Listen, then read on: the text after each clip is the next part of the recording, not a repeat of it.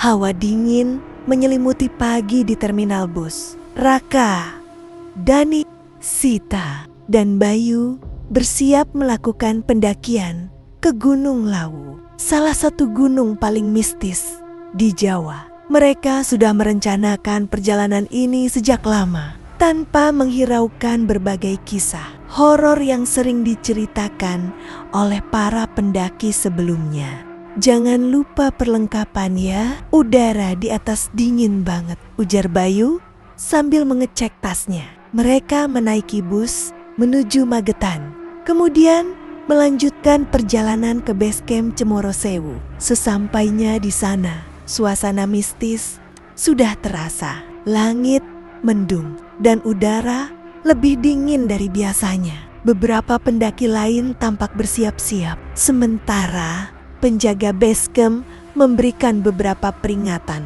kepada mereka. Hati-hati mas, jangan berkata sembarangan dan jangan mengambil apapun yang bukan milik kalian, ucap seorang penjaga dengan raut serius. Raka hanya tersenyum kecil, menganggapnya sekadar mitos belaka. Setelah mengurus perizinan, mereka memulai pendakian. Saat memasuki hutan, kabut tebal mulai turun. Udara semakin dingin dan suasana menjadi mencekam. Hanya suara langkah kaki dan desiran angin yang terdengar. Sesekali mereka mendengar suara gemerisik di antara pepohonan, tetapi tidak ada yang terlihat. Setelah beberapa jam berjalan, mereka sampai di pos 3. Di sini mereka memutuskan untuk beristirahat dan mendirikan tenda. Saat makan malam, Sita mulai merasa gelisah. Kenapa ya? Rasanya kayak ada yang ngeliatin kita dari tadi, bisiknya Bayu menertawakan. Ah, kamu kebanyakan mikir. Mungkin cuman perasaanmu aja. Malam itu keanehan mulai terjadi. Dani terbangun karena mendengar suara-suara aneh, seperti suara orang berbisik dan gemerincing koin di sekitar tenda mereka. Dengan penasaran, ia keluar tenda dan melihat cahaya di kejauhan, seperti perkampungan kecil yang hidup di tengah hutan. Ada suara orang bercakap-cakap, aroma makanan yang mengeluar di udara, dan bayangan orang-orang yang lalu lalang di sebuah pasar. Gumamnya heran. Dani terpaku. Pasar itu tampak seperti pasar tradisional dengan banyak pedagang menjajakan dagangan. Tapi ada yang aneh. Para penjual tidak memiliki wajah yang jelas, hanya bayangan samar dengan suara-suara bergumam yang sulit dimengerti. Beberapa pedagang menawarkan barang-barang aneh, dari perhiasan emas, makanan yang tampak lezat, hingga pakaian-pakaian khas zaman dulu. Tanpa sadar, Dani melangkah mendekat. Saat itu sebuah koin jatuh di dekat kakinya. Ia membungkuk dan mengambilnya.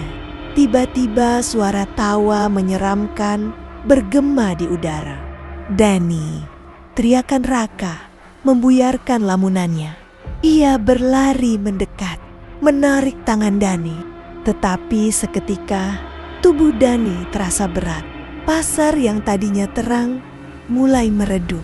Cahaya berubah menjadi kabut hitam yang pekat. Suara riuh pasar berubah menjadi lenguhan dan rintihan samar, seperti jeritan orang-orang yang tersesat. Bayu dan Sita ikut panik.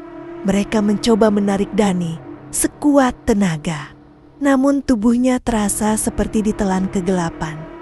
Dani berteriak, tetapi suaranya semakin jauh hingga akhirnya menghilang saat fajar menyingsing. Mereka terbangun di tenda, tetapi Dani tidak ada. Panik mereka mencari di sekitar, tetapi tidak menemukannya. Kembali ke base camp, mereka melaporkan kehilangan Dani. Namun, petugas base camp hanya menatap mereka dengan bingung. "Maaf Mas, dari awal daftar pendakian tidak ada nama Dani di dalamnya." Jantung mereka seakan berhenti berdetak. Mereka saling pandang, mencari jawaban yang tidak bisa ditemukan. Seolah-olah Dani tidak pernah ada. Namun di dalam saku Raka ada sesuatu yang dingin.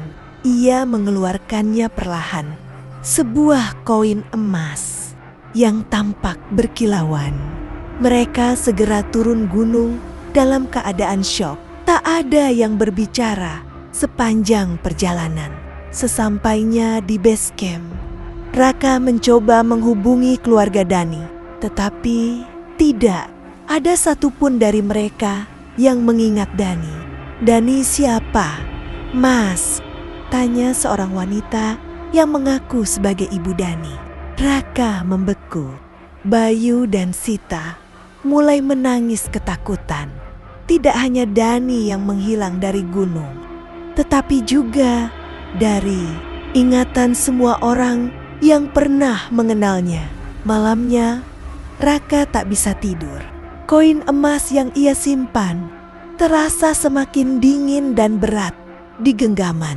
Ketika ia melihatnya lagi, ada sesuatu yang berubah di permukaannya. Samar-samar terlihat wajah Dani yang tampak tersiksa, seperti berusaha berteriak meminta tolong. Raka menelan ludah. Ia tahu satu hal pasti, Dani masih ada di sana, di dalam pasar yang tak pernah terlihat oleh manusia biasa. Pasar Setan Gunung Lawu. Saat kembali ke gunung untuk menyelamatkan Dani, perjalanan mereka menjadi lebih menakutkan. Mereka mulai melihat makhluk-makhluk tak kasat mata. Dari kejauhan, sosok pocong melayang di antara pepohonan, menatap mereka tanpa ekspresi. Genderuwo besar berbulu hitam muncul dari balik pepohonan, menatap mereka dengan mata merah menyala, seolah mengawasi setiap langkah mereka. Tiba-tiba jeritan melengking menggema di udara.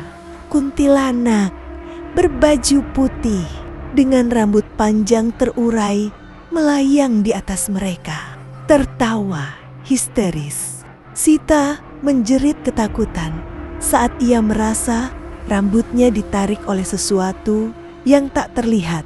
Raka dan Bayu segera menariknya, berusaha tetap tenang meski bulu kuduk mereka berdiri. Saat mendekati titik di mana Dani menghilang, mereka disergap kabut pekat. Dari dalam kabut itu muncul sosok-sosok menyeramkan. Makhluk hitam bertubuh tinggi dengan tangan panjang mencakar udara. Wajah-wajah pucat dengan mata kosong yang memandang tanpa ekspresi, dan sesosok perempuan tua yang membisikkan kata-kata yang tak dimengerti. "Pergi, pergi. Ini bukan tempat kalian." Namun mereka tidak mundur. Dengan keberanian terakhir, Raka meneriakkan nama Dani dan melemparkan koin emas itu ke tanah. Seketika suara gemuruh mengguncang tanah, dan makhluk-makhluk itu menghilang dari dalam kabut. Dani tergeletak, lemah, dan tak sadarkan diri. Mereka segera membawa Dani turun gunung, meninggalkan semua teror yang hampir menelan mereka. Namun mereka tahu apa yang mereka alami bukan sekadar mimpi buruk. Pasar setan masih ada, dan mungkin suatu hari nanti mereka akan dipanggil kembali.